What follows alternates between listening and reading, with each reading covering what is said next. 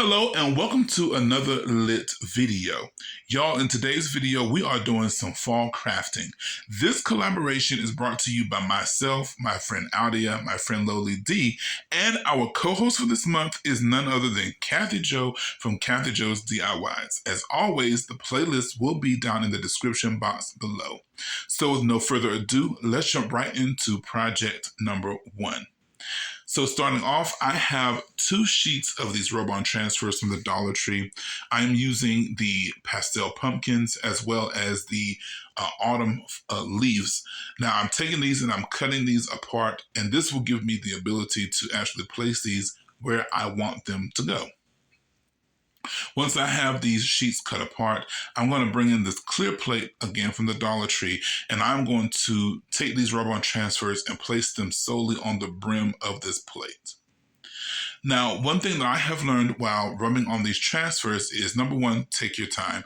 Number 2, when you place your images onto your surface, be sure that it's where you want it to go, because these rub-on transfers can be really quite tacky. So while I'm actually transferring these onto my plate, I am taking my time and I'm rubbing and I'm lifting. What that means is, at the same time while I'm rubbing the transfer on, I'm actually taking that piece of plastic and I'm lifting it at the same time.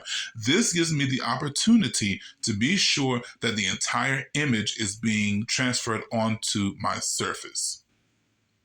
And after the image has been transferred to my plate, I actually take that same piece of plastic and I just make sure that I go over the image, rubbing it in to make sure that nothing is lifting. Now, when it comes to the placement of my leaves, I'm making sure that I place some going up, some going down, some going straight ahead, because I do want to give these like their natural position of how they would grow. This gives our project a little bit of texture and also helps be a little bit more appeasing to the eye. Now, once I have all of these leaves transferred onto my plate, I am then going to take some of these pastel pumpkin transfers as well, and I'm just going to place these periodically, and this is going to give a pop of color and a little bit more of texture. Now I'm going to bring in one of these window clings. I have seen several of my favorite creators here on YouTube use some of these window clings, and I've had these about a month now, so today was the perfect opportunity to use them. So I have chosen the cling that I'm going to use, and I think it was the Oh Give Thanks or Give Thanks cling. So to actually attach this to my surface or my plate, I'm going to go ahead and take a thin layer, that's key y'all, a thin layer of my Mod Podge, and I'm going to place this where I want my image to go. The reason for using a thin foundation of this Mod Podge is because you don't want any air bubbles containing big globs of that glue. You don't want any long white streaks under your image. You want this to be as flawless as possible. Once I have my image on top of that Mod Podge, I'm going to take my rolling tool and I'm just going to simply go ahead and buff out any air bubbles or any wrinkles, any ripples that may be underneath that image. So once that image is nice and flat, I'm pleased with it, I'm going to take this Mod Podge and again, I'm going to go ahead and give this a nice even coat of this Mod Podge. This Mod Podge is going to protect our surface, and it's also going to make sure that those rub-on transfers are not easily scratched off. While I am placing this Mod Podge onto my plate, again, I'm trying my best to make sure that I have an even coat. Because this plate is clear, you will have a greater risk of seeing those brush strokes, and that's not what I really want seen on this project. I want it to be as crystal clear as possible. So now that I have this Mod Podge placed onto my plate, is covered in the front, I'm going to wipe away the excess from the actual edge of the plate. I'm going to give this a chance to dry slightly. Then I'm going to show you how I want to do the back of this project. Yeah, I didn't give that much time to dry at all, did I? So what I want to do next is I want to use some of this gold foil or gold leafing that I found from the Dollar Tree. And I'm going to actually take this and attach this, adhere it to that same rim of how we did with our transfers. Now to do this, again, I'm using a very thin layer of my Mod Podge, and I'm just going to attach those gold leafing pieces to it, and then I'll go over the top of it with my Mod Podge. Now the trick to this, again, is using a thin layer of your Mod Podge so that your gold leafing will attach and it'll stick, and there's no chance of that, again, the white gloopiness being seen through the clear plate. So I'm going to continue to do that all the way around, and you can see the effect that this gives on this plate. Look at how that gold comes through. I'm absolutely loving how this looks. So now I want to add a little bit more interest to this. So to make the colors pop and to make that gold pop as well, I'm going to go ahead and take some of my white matte chalk paint. You can also use white acrylic paint. The choice is completely yours. And I decided to use a little bit of my metallic gold just to give more of a gold ivory kind of color.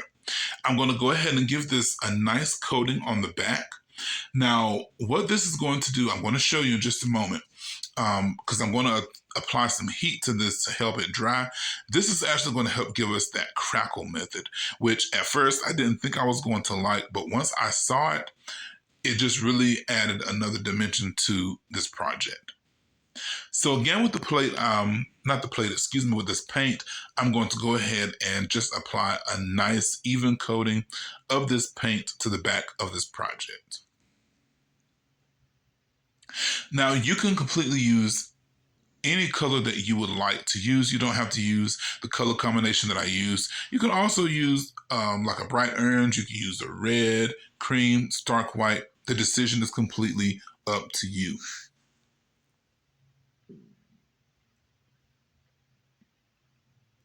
So I wanted to show you all me painting this fully because I wanted to show you how I'm taking my time while I am painting this. I'm not rushing through it, but I'm taking my time painting this because we do have that gold leafing on the back.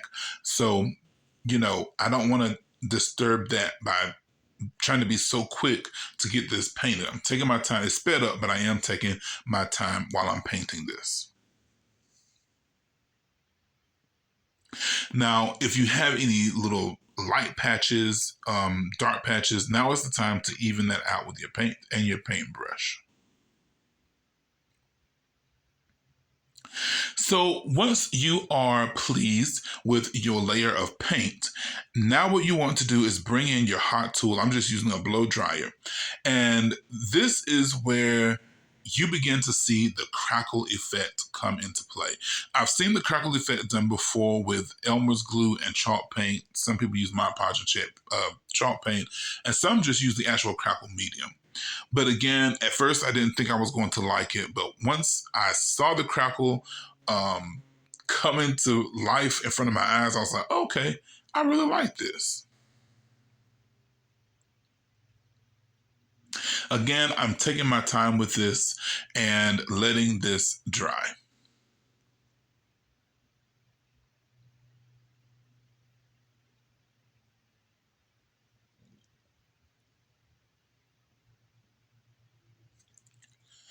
Now, again, I wanted to show you just how easy it is to do this. That's why I'm showing you the entire drying process here.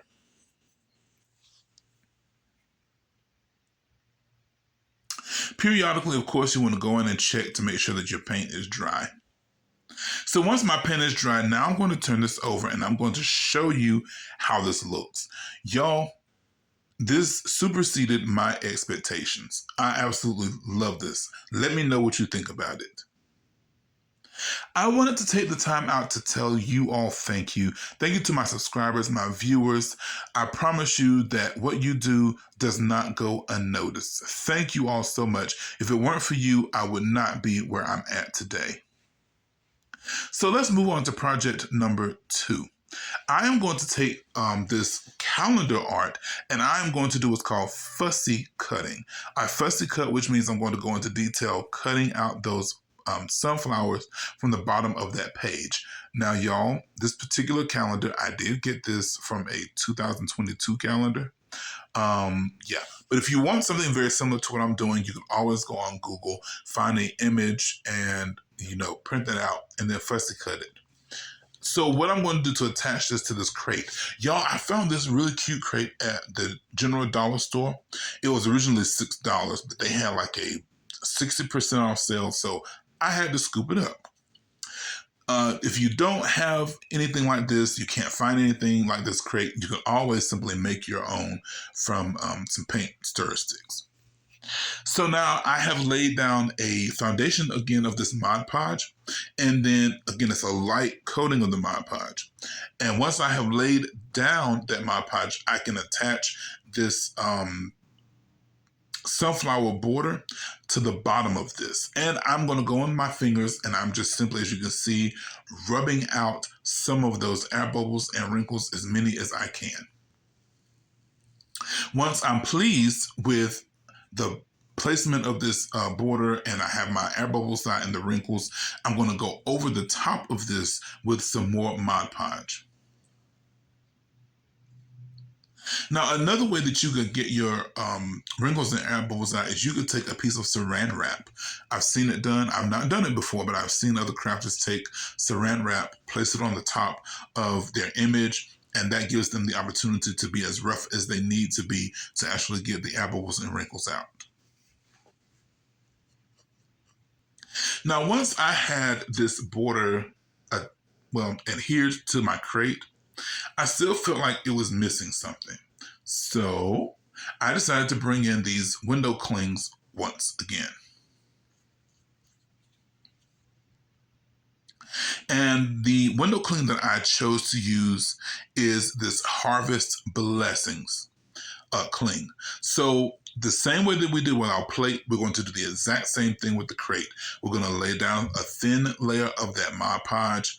We're going to place the window cling on top of it, get out any air bubbles and wrinkles, and then we'll go over the entire thing with Mod Podge again.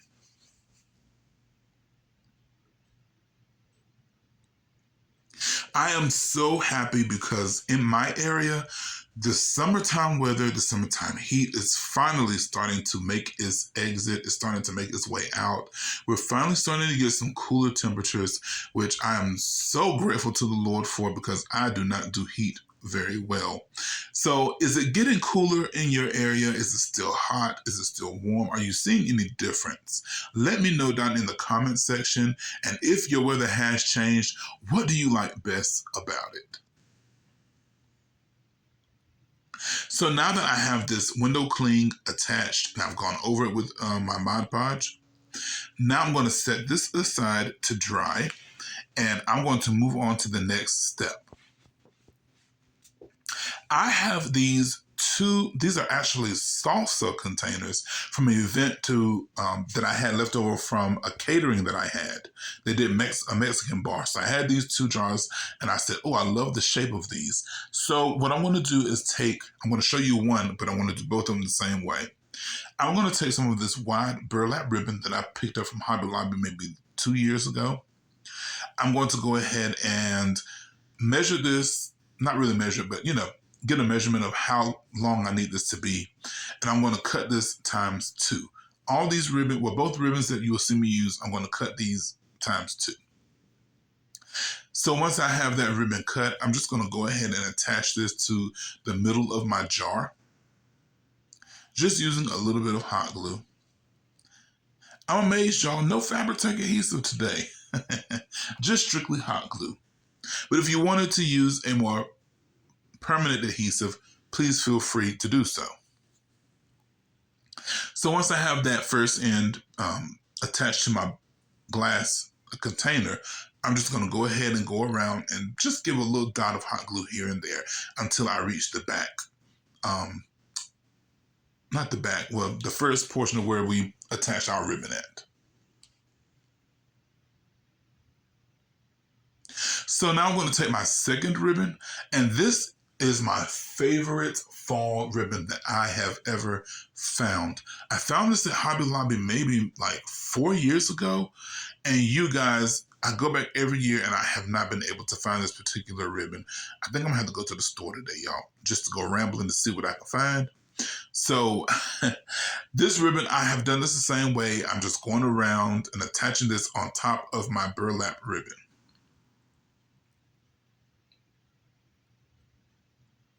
Once I have my second ribbon laid down, you can really see the texture of this ribbon. I love the colors, and this for me just really says fall. I absolutely love this ribbon. So now I want to take some of this farmhouse ribbon that I picked up from the Dollar Tree, and I'm just going to make a little shoelace bow. And with this bow, I'm going to attach this to the front. Now, you guys, I have seen other creators try, well, not try, but they make their bows with the little two-finger method. Y'all, I tried that, and that thing got on my nerves so bad, I just tied that ribbon in a knot and threw it on the floor. Like, really, it got on my nerves so bad. Um, so I'm going to have to try to practice that again, because those bows do turn out quite nice using that two-finger method. So once I have my shoelace bow made, now I'm just going to go ahead and attach this to the front of this glass piece. Now I'm going to do the same thing that I just did to this vase, well, not vase, this glass piece to the second one. Now I got to look into the top of the rim of this glass piece, and I was like, that is very unbecoming. So I was going to wrap it in some twine, but I said, no, I want something that's going to actually weight this up a little bit more.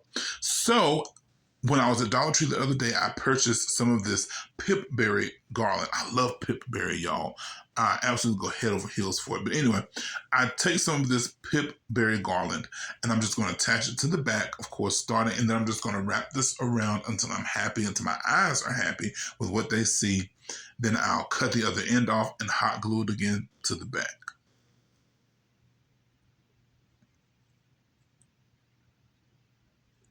So I'm going to remember to actually take the berries themselves, the pip berries, and just go ahead and fluff those out so that they're not just plastered down to, the glass vase.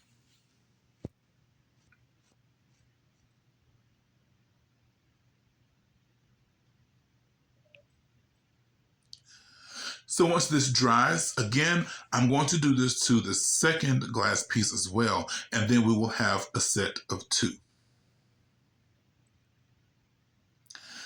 So now that my Mod Podge has dried on the front of this crate, what I want to do to detach the excess paper is I'm going to bring in my sandpaper. I know you all have seen other crafters do this.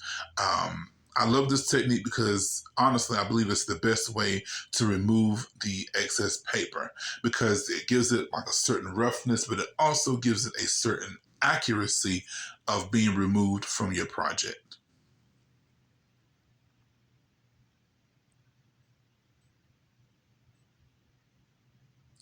Now, after the excess has been filed away or removed, look at how nice this crate looks. I feel like this looks very store worthy, very store finished. So now it's time to assemble this little project. To actually give these bottles or these glass pieces some height, I'm just going to use two of these square wooden boxes from the Dollar Tree. I'm going to place those glass pieces on top, and then I'll just fill in the back with some of these fall picks. Now you can use neutral, you can use the what I call faded out look of the maple leaves they have. Traditional, again, the choice is yours. You can use greenery if you would like. So I'm taking these picks and I'm just going to fill in the back of these. I tried to fill in the front, but then it was just way too much. And I don't want this to be like entirely too busy. So I'm going to fill in the back. And once I have done this, it's complete. And I'm going to show you how both of today's projects have turned out. You guys, I must say, I'm very impressed with today's projects.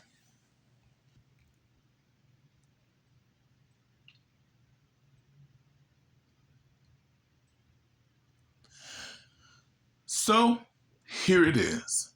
I am impressed with this plate.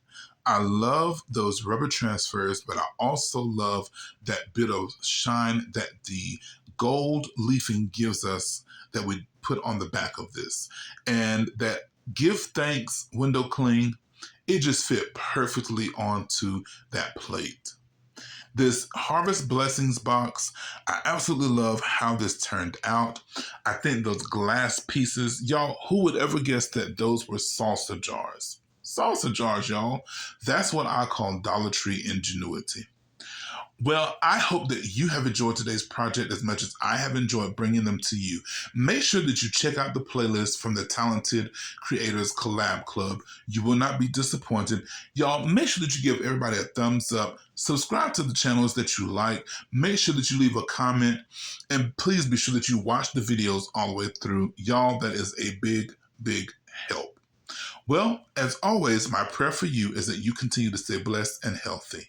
Until next time, be blessed in Jesus.